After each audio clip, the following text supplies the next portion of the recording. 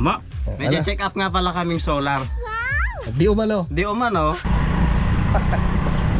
Kaya pa! Hoy! Para hindi kalawangin. Lambot na siya. Ang dami no.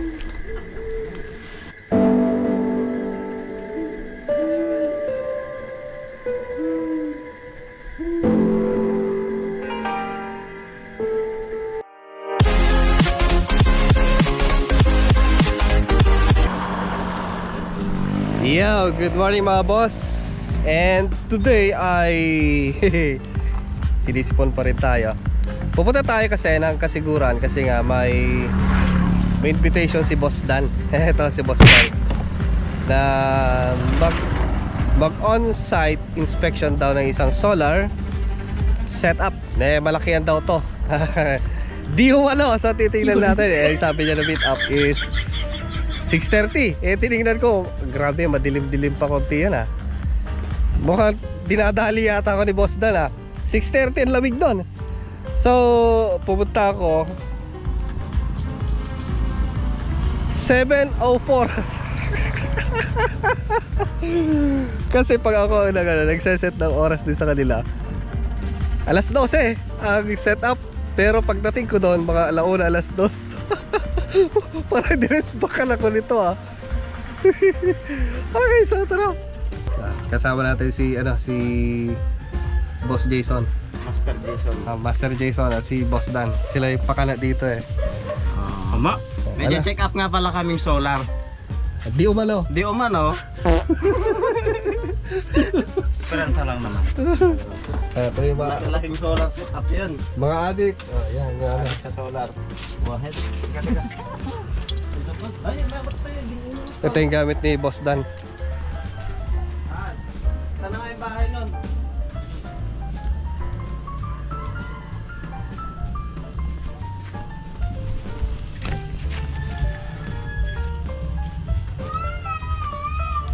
Malaking bahay na yan, oh.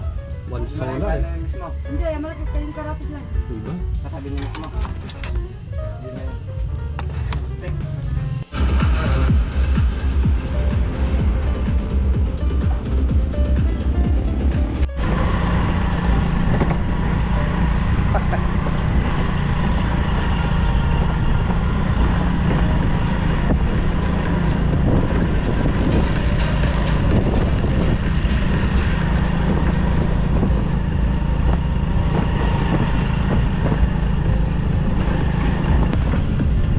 Agoy! Hay!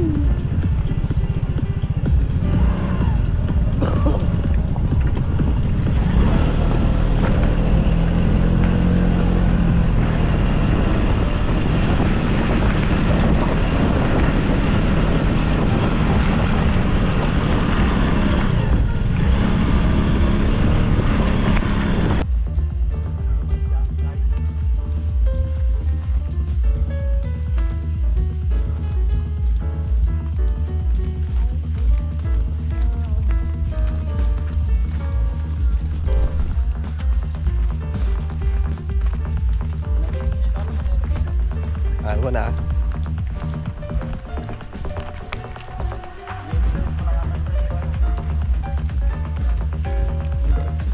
Weh. Kau nak lang na tipang tigit-igit na bagaya. Ulan nga lang. Parang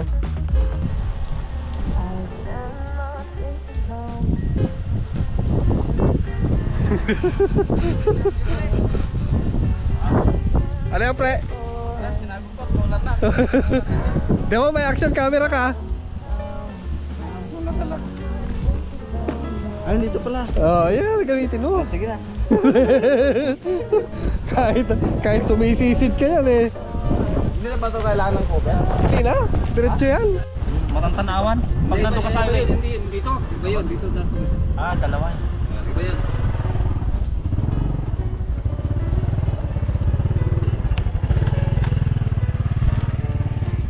Continue. Continue.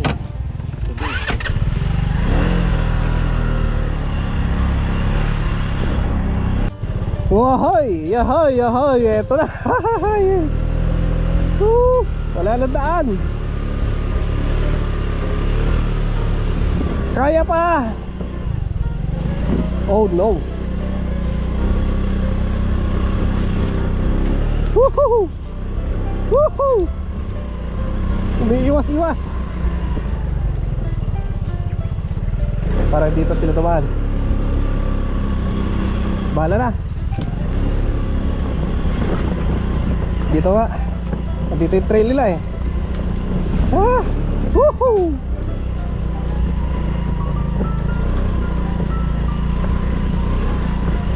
Mukhang yung daan dito, daan lang to nung nilagay yung solar setup. Meron kasi daan dun eh. Oh, ibang daan dito. Oops. Ipit tayo dun ah. Ingat. Stop! Yeah. Mahal to, mahal to. Gastos pa yan. Sa ibabaw na lang kayo dito dumadaan, madulas eh. Whew. Sana kaya pa.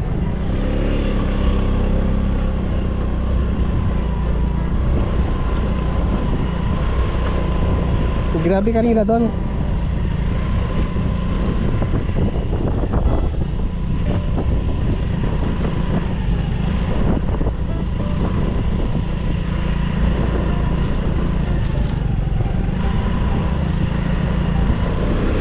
Hoy.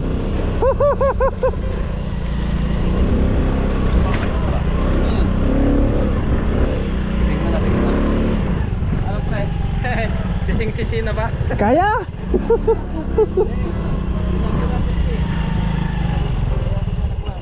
Doon, doon. Lapit lang pala eh. Ito nga, senior yan. Kunti na lalakarin nyo riyan. Mm. Ano rito? Nakita nyo na yung solar dito, Hernan de la Salle. Oo. Malapit lang yan dyan. No? Kakalsada yun.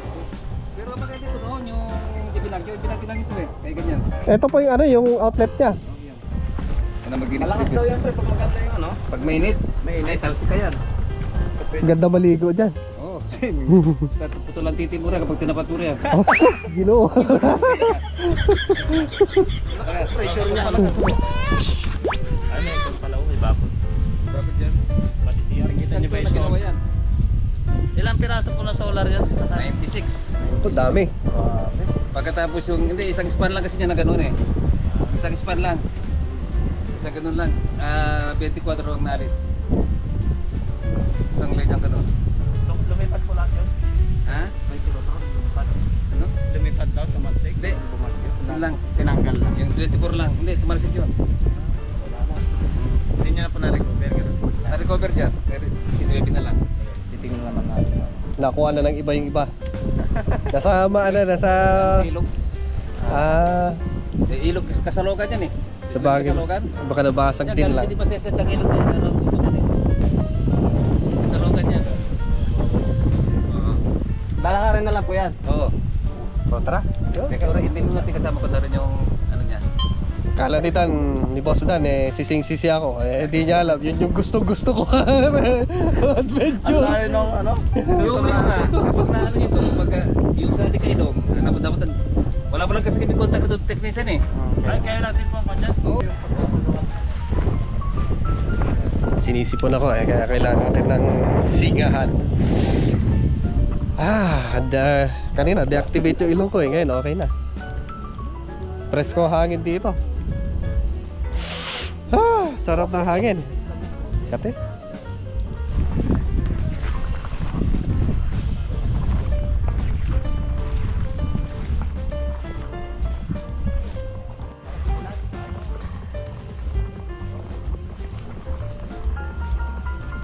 Kaya may purpose yan. Kanyan ground wire. Oh. Mga solar na yun. Nanamundok. Sabi ni Kuya, 90 plus panel. Akala ko 90 pala. Nahiya pa ano? Nahiya pa di pa binom 10. 90. Oo. Oh, 96? 96 solar panel. Wala na 90. Akala ko 90. Yung nagdala, may ano ba tawag yan? Yan ang overall niya ko, sana yung Oo. Para hindi kalawangin. Yung sipot. Ayan na. Kaya puro aluminum yung ginamit. Garahe na. Aluminum sa stainless. Ah. Ilalim pa lang garahe na. Wala pa yun? Itong mga buo ito.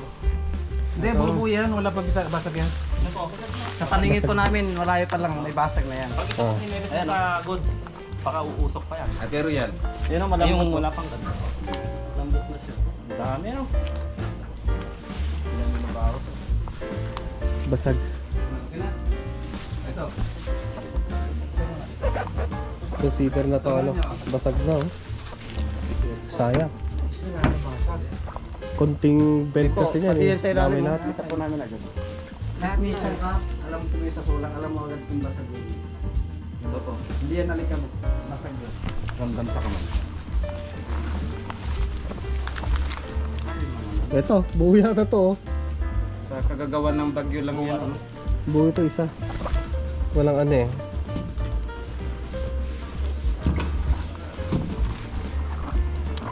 Ang isa pa, ang problema nito yung mga MC4 wiring. Sigurado bunot-bunot yan kasi nahila.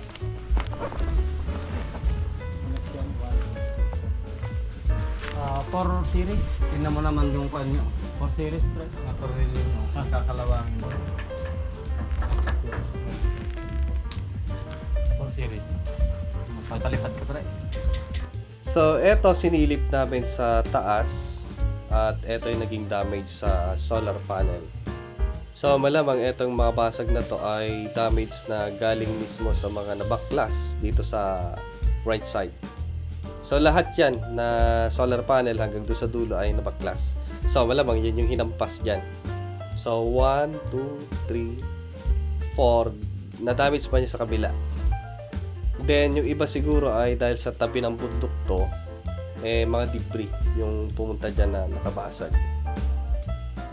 And ang tanging gagawin dyan ay replacement talaga.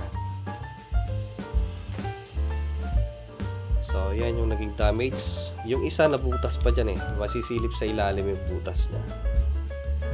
Tapos yung mga panel na nasa baba, yun yung manilipad. Na-recover naman nila. Then, yung iba medyo okay pa. Pero, depende kay Boss Dan kung anong sasabihin niya. Kung palitin na yon, hindi natin alam kasi nga baka yung frame niya is umangat na rin. Yun o, may damage pa yung isa o. Hindi natin alam, baka may damage na yung frame, pinasok na ng tubig. So mahirap kasi manilipad na ganyan eh. Mostly kasi pag nilipad na ganyan, medyo hindi na ano. Depende kay Boss Dan kasi siya yung magde-decide dito. Ito yung isa. Bali dalawa yung kanyang ano, basag oh. Then meron pang dumi dun sa gilid. So simula kasi nung nabagyo ng uwan ito, dito pala eh hindi pa nare-restore to. So matagal na. Ayun, may dumi, may mga may damo na pumunta sa taas. So dito wala nang damage. So papansin nyo sa right side ay wala na yung solar panel kasi nga dilipad. So yun yung mga nasa baba. Marami siyang basag. Ayan o. Banda rito wala. So malamang yung ibang mga panel dyan is sumampas dyan. Bale, 7 na solar panel ang nasira. At ang pagkalam ko dito is yung isang solar panel is nasa 550 yata.